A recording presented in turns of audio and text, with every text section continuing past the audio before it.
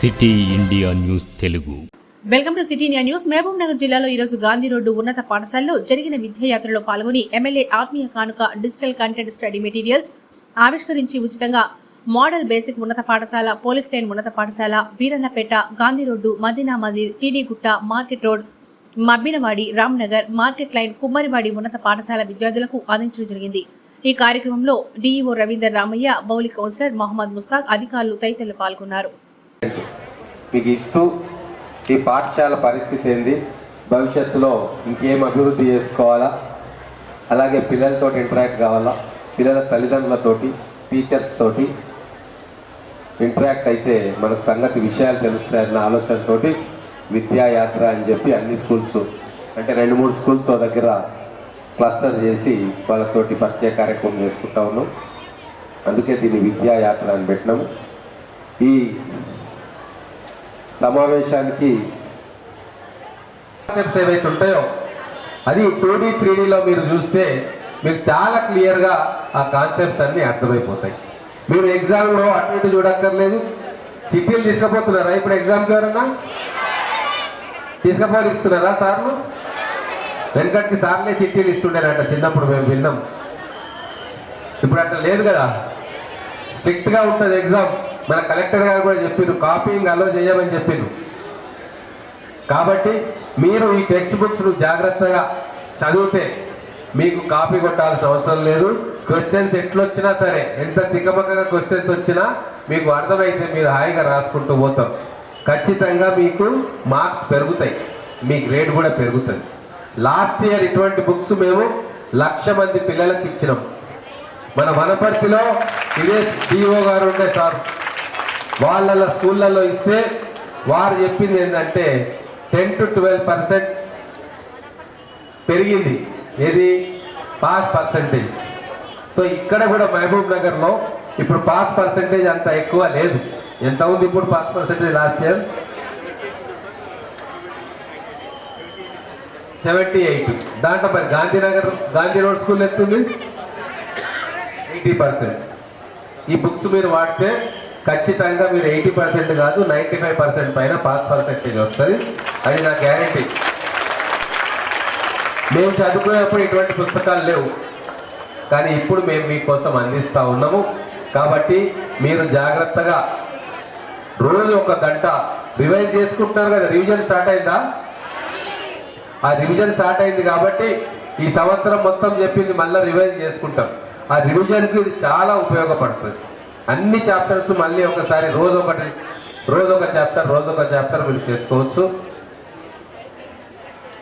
తర్వాత ఈ 30-40 రోజులు ఏదైతే ఎగ్జామ్స్ ఉన్నాయో మార్చి 18th స్టార్ట్ అయితే మీరు ఎక్కువ టైం వేస్ట్ చేయొద్దు దయచేసి. సీరియళ్ళు, సినిమాలు, ఐపీఎల్ మ్యాచ్లు, క్రికెట్ మ్యాచ్లు ఇవన్నీ కూడా పక్కన పెడతాం మనం ఒక 40 రోజులు. ఎందుకంటే ఇప్పుడు మీరు కరెక్ట్గా మార్కులు సంపాదించి మంచి మార్కులతో పాస్ అయితే మీకు రేపు భవిష్యత్తులో ఇంజనీరింగ్లో, ఇంటర్మీడియట్లో మంచి కాలేజీ వస్తుంది. ఇంటర్మీడియట్లో మంచి కాలేజ్ వస్తే రేపు భవిష్యత్తులో ఇంజనీరింగ్, మెడికల్ పోవడానికి మీకు చాలా ఈజీ అవుతుంది.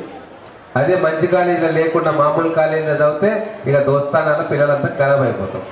అంతేనా? మంచి పిల్లలు ఒక క్లాస్లో ఉంటే ఒకరిద్దరు సోమరిపోతులున్నా వీళ్ళందరినీ చూసి ఆయన బాగుపడతాడు. అదే ఒకరిద్దరు మంచి పిల్లలు ఉండి, గుడ్ స్టూడెంట్స్ ఉండి, మిగతా 90 మంది అల్లరి చిల్లరగా తిరిగే వాళ్ళు ఉంటే ఆ 2 మంచి వాళ్ళు కూడా వీళ్ళతో పడి ఏమవుతారు? ఖరాబ్ అవుతారా? ఇప్పుడు మీ పేరెంట్స్ మీ మీద ఎన్నో ఆశలు పెట్టుకున్నారు. మీరు ఇంత కష్టమున్నా వాళ్ళు మిమ్మల్ని చదివిస్తూ ఉన్నారు.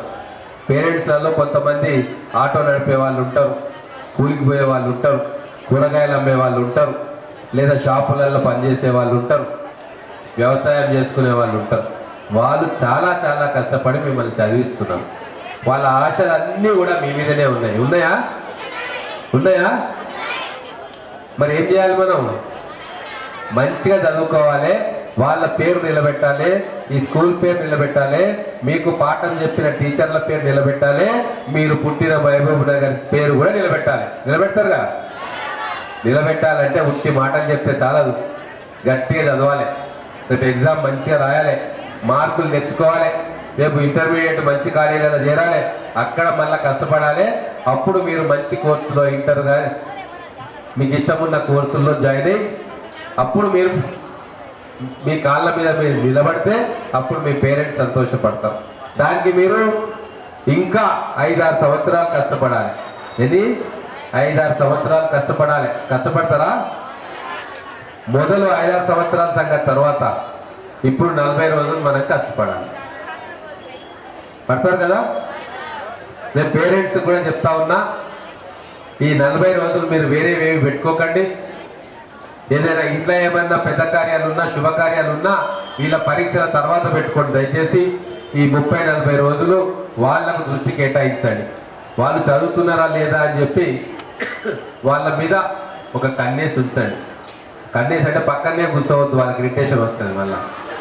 కానీ పిల్లలు చదువుతున్నారా, 2-3 గంటలు చదివితే పాలో టీయో పంపించండి, అప్పుడప్పుడు ఎంకరేజ్మెంట్ ఇవ్వండి. ఇంకోటి కూడా చెప్తా ఉన్నా, 5-6 గంటలు కంటిన్యూస్గా చదివింది అనుకో, బోర్ కొట్టింది అనుకో, తీసుకుపోయి ఐస్ క్రీమ్ పార్లర్లో ఐస్ క్రీమ్ కూడా తినిపింది. రిలాక్సేషన్ వాళ్ళకు కూడా కావాలి. ఊరికే పుస్తకం చదువు చదువు చదువు అంటే వాళ్ళకు కూడా బోర్ కొడుతుంది కదా బోరు. అప్పుడప్పుడు బయటికి తీసుకుపోయి అక్కడ తిప్పేసి వస్తే వాళ్ళు కూడా రిలాక్స్ అవుతారు. మళ్ళీ కూర్చొని కాన్సన్ట్రేషన్ తోటి చదువుతారు.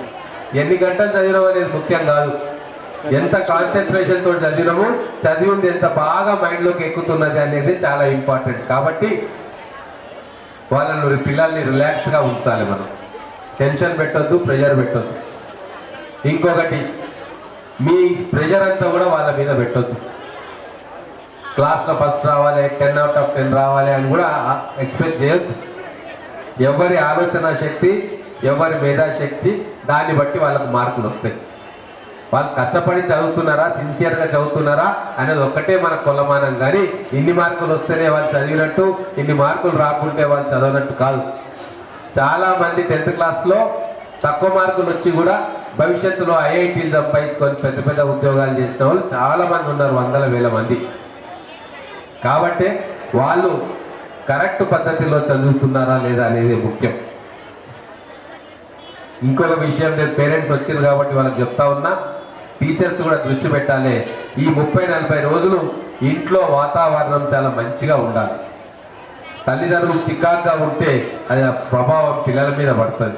కాబట్టి మన బాధ్యతగా టీచర్స్ కూడా పేరెంట్స్ను కౌన్సిలింగ్ చేయాల్సిన అవసరం ఉంటే చేయాలా. డిఓ గారు పేరెంట్స్ని కూడా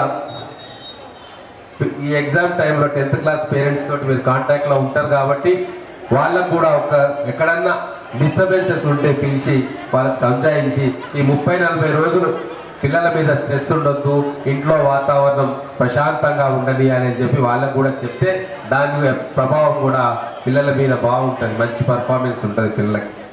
కాబట్టి ఒక కొటేషన్ ఒకటి చెప్తా, చెప్పి నేను ముగిస్తా.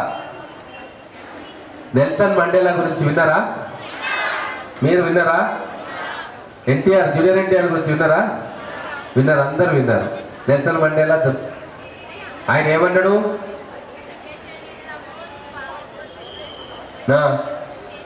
చూడు, నెల్సన్ మండేలా అనేది కూడా తెలుసు అమ్మాయి. నేను వచ్చిన అక్కడికి రాలే కదా.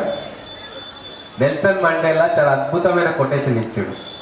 Education is the most powerful weapon to change the world.